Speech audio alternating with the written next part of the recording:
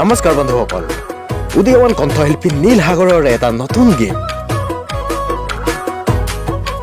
নৱবৰ্ষ আৰু মাঘ বিহুৰ পূৰ্বে উন্মোচন কৰিব এটা বিহুৰীয়া গীত বিহুতে মৰমৈ।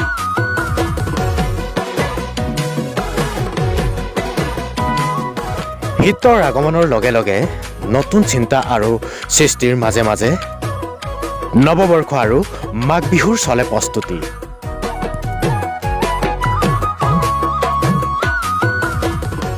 জাৰৰ এই ঠেৰেঙা লগা বতৰতেই অধিক ব্যস্ত হৈ পৰে গীতিকাৰ, সুৰকাৰ আৰু কণ্ঠশিল্পীসকল।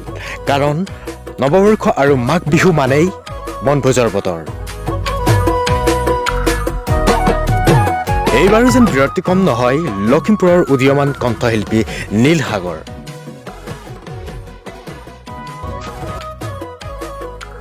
নৱবৰ্ষ আৰু মাঘ বিহুৰ প্ৰাক্ষণত তেখেতে আগবঢ়াব বিহুতে মৰমৈ শীৰ্ষক গীতটোত কণ্ঠদান কৰিছে অসমৰ জনপ্ৰিয় কণ্ঠশিল্পী তথা নৱপ্ৰজন্মৰ সাৰ্থক জুবিন গাৰ্গ, নীল সাগৰ আৰু ধনদা কোঁৱৰে।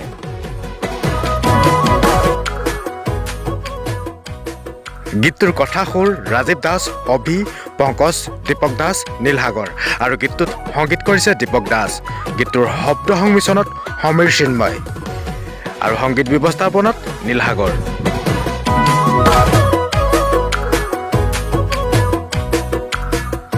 বন্ধুসকল, গীতটো তেখেতলোকে কেতিয়া আৰু কোনটো ইউটিউব চেনেলত ৰিলিজ কৰিব মই সকলোবোৰ তথ্য আপোনালোকক জনাই দিম মোৰ অন্য এটা ভিডিঅ'ৰ জৰিয়তে। হয় বন্ধুসকল, তেখেতলোকৰ গীতৰ মিউজিক প্ৰমৰ ট্ৰেকটো শুনিয়েই গম পোৱা গৈছে গীতটো এইবাৰ কিমান জনপ্ৰিয়তাৰ শিখৰত থাকিব। গীতটোৰ শুভেচ্ছা জনাই অসমৰ জনপ্ৰিয় কণ্ঠশিল্পী অনুপম শইকীয়া আৰু মণিষা বৰদলৈ কি ক'লে চাওঁ আহকচোন। নমস্কাৰ, মই অনুপম শইকীয়াই সকলোকে স্বাগতম জনাইছোঁ। এটি নতুন গীত আপোনালোকৰ মাজলৈ আহি আছে। গীতটি হৈছে বিহুতে মৰমৈ। বিহুতে মৰমৈত কণ্ঠ নিগৰাইছে আমাৰ সকলোৰে আপোন জুবিন গাৰ্গ, নীল সাগৰ আৰু ধনদা কোঁৱৰে। গীতটিক সংগীতেৰে সজাইছে দীপক দাসে। গতিকে সকলোৱে আঁকোৱালি ল'ব গীতটি। ইউটিউবত পোৱাৰ লগে লগেই সকলোৱে লাইক কৰিব, কমেণ্ট কৰিব, শ্বেয়াৰ কৰিব আৰু চেনেলটি ছাবস্ক্ৰাইব কৰিব। ধন্যবাদ। মনত ৰাখিব, বিহুতে মৰমৈ। অসমবাসী ৰাইজ, মই মণিষা বৰদলৈ আপোনালোকক জনাবলৈ পাই সুখী হৈছোঁ।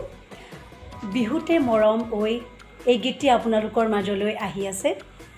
গীতটিত কণ্ঠদান কৰিছে জনপ্ৰিয় কণ্ঠশিল্পী জুবিন গাৰ্গ, নীল সাগৰ আৰু ধনদা কোঁৱৰে। এই গীতটিত সংগীত দিছে দীপক দাসে। আপোনালোকে খুব ভাল পাব, শুনিবচোন। ধন্যবাদ।